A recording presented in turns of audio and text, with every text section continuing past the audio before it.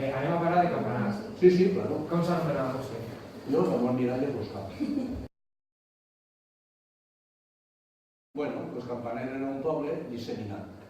Era un cor central, que era el que era el poble, i després disseminat en alqueries de tot alrededor. Al voltant del poble, cada persona tenia la terra més o menys prop, la gent era un poble agrícola, comencem per ahí. I més després, quan jo vaig néixer, jo naixi en el 40, i era un poble agrícola. Indústries, n'hi havia un talleret de banisteria, que feien cadires i aquestes coses, però que això se feia per a les fàbriques que hi havia en altres llocs, però quasi tot era agrícola i ganader.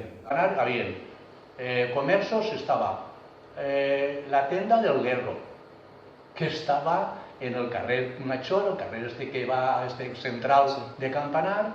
Hi havia, venint, diguem, de València, estava una tenda, allà on està la plaça, n'hi havia una tenda, no n'hi ha una casa que té taulellers molt guapos allà, allà hi havia una tenda, no recordo ara massa bé el nom.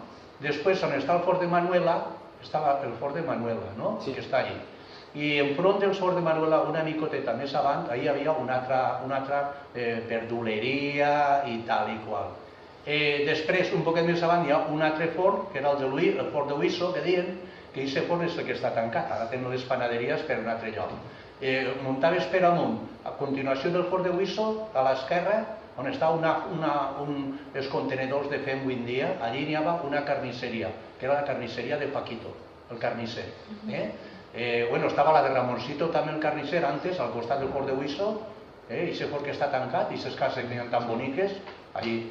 I després, més amunt, a l'esquerra, estava on hi ha un carreronet estretet que dona a la plaça de l'Àrbol, que diuen, que estava un altre comerç que era d'ultramarinos, que diuen entonces, perquè igual tenien cigrons, que arròs, que sabó, que, en fi, tot el que tenien. I això era del Guerro, que diuen. I després, una micoteta més per avant, a mà dreta, hi ha un fort, que és el Fort de Dalt, que està avui en dia que feia allí se vende, que aquests són uns xics que jo els conec, que han sigut forners tota la vida.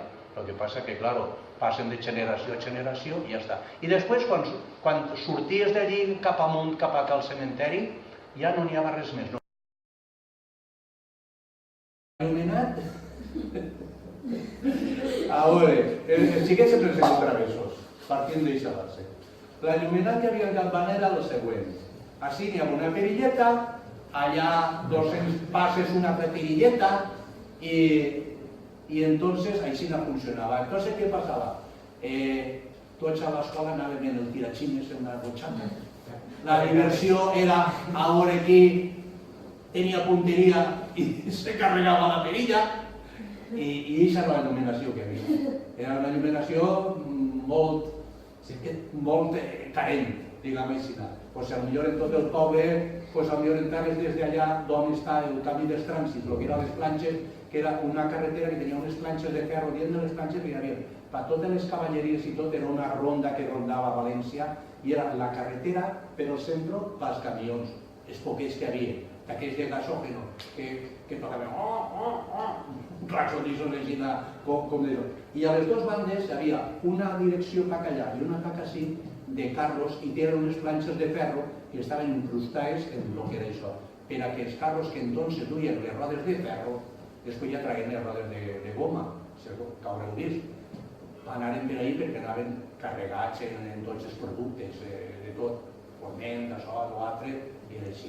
I des d'allà dels pilons, potser, què diré jo, podien haver la il·luminació. Les cases tenen llum, però una llum de 125, que no te dic que fora com para, digamos así, els xurros, o sea, para l'interior, para la serranía, que trencaven un tabic i ficaven una perilla al mig perquè il·luminaven les dues bandes, però llum, quan te ficaves a estudiar, jo mateixa me ficava a estudiar quan venia d'escola, i en seguida els pares del xiquet, i la llum, apaga que la llum, el comptador corre. Pues l'Horta de Campanar era de tots els pobles de la contornar, similar a la que podia haver en Alboraya. En el pas en Alboraya hi havia un cultiu que era prioritari, que era la xufa. Així també es plantava xufa en algun moment. Jo també recordo així haver plantat entonces algodó, cotó, Jo recordo allà darrere de casa meus pares, en el camí de Paterna, alguns camps, perquè, claro, el llaurador anava mirant a veure què era més rentable. Che, Pepe, per què no plantes això perquè fulano l'ha plantat i se paga molt bé? Ah, doncs vale. Se plantava molta verdura perquè així després, ja anys després, el llaurador és comerciant i moltes querilles. Per la malla de campanar, o sigui, quan aplicava Nadal, per Nadal, quan feia fred, se plantava les querilles. Entonces se plantaven una a una, no se plantaven ara en una maquineta que anava, no, els xiques i els xiquets portaven una espècie de faixa i un cabàs ahí i anava un en un palustre, com igual veiem en Àfrica igual, fent el clot i querilla, iala. I aquestes querilles que se plantaven per diciembre, o sigui, en primers diciembre, per Nadal més o menys, quan ja la cosa començava un poc això, molta gent agarrava el carro i plantava tomates, les portava a Bastos. A Bastos estava ahí on està l'avenida del Cid, i on està la policia d'Abastos, això era Bastos, i ahí la gent en el carro portava lletugues, amb sisam, o sigui, andívia, tomates, melons, cultivava tot això. Després de les querilles, quan se collien les querilles, que així la terra de Campanar era molt bona i era molt... perquè se nutria de l'abono de les vaques i de les cavalleries, era adob, no sé, el nitrato, potàssic i tot això que portaven de Xile, pràcticament en aquells temps ni existia. Anys després vingué, però la gent abonava en el que tenia. Entonces, anaven molt a la mar i portaven arena. I aquesta arena se mesclava en la terra, a base de llaurança i tal, i era és una terra molt fina. Entonces, per a les querilles se feien unes collites genials. Quan collien les querilles, era un cultiu continu. No se parava mai com en la Manxa, per exemple, que fa un cultiu i fins l'any següent no. S'abonava molt, però després de les querilles se plantava el melonar, se plantava cacau, del que mengem el cacauet, se plantava també verdures, les barraques de la tomata valenciana i lletuga i tot això. I també se plantava molt de maïs, o sigui, panís, daxa, que diguem en valencià. La daxa, n'hi havia dues varietats, una normal i després vingué una d'Amèrica més gran, que era un d'això altíssim. N'hi ha uns assuts que ahir, l'assut era una elevació sobre el caudal i d'ahir partien unes acequies. Cada acequia tenia unes comportes i hi hauria uns caudals. Entonces, aquestes acequies tenien acequies mares i filloles. L'acequia mare era la gran i les filloles era, en cada zona, se dividia. Les acequies totes tenien una utilitat. Regaven cada acequia. Si ho analitzes, diuen que si eren dels moros, jo no sé si eren dels moros, dels romanos o qui les veu, però el que és una passada, perquè fins que plegaves al mar estaven regant, de fet tu te'n vas cap al camí Vera o cap allà i encara estaven les mateixes sequies regant totes les zones que n'hi ha cultius en la zona d'Alboraya i tot això. O sigui, per davant de ma casa passava aquesta sequia Mestalla, però la sequia Mestalla tenia una fillola que partia d'allà del molí aquell i se dividia a regar aquesta zona d'ací, després me passava una altra que regava per a la zona, com si digueren per al camí nou de Paterna, per allà. Era com les artèries que tenim en el cos de la sang, exactament igual. I de fet, qualsevol finca d'estes, per baix d'ella passa una sequia. I allí n'hi ha un molí que era el molino de la Marquesa. Ese molino era un molí i ahí passava la sequia esta que te digo Mestalla per baix.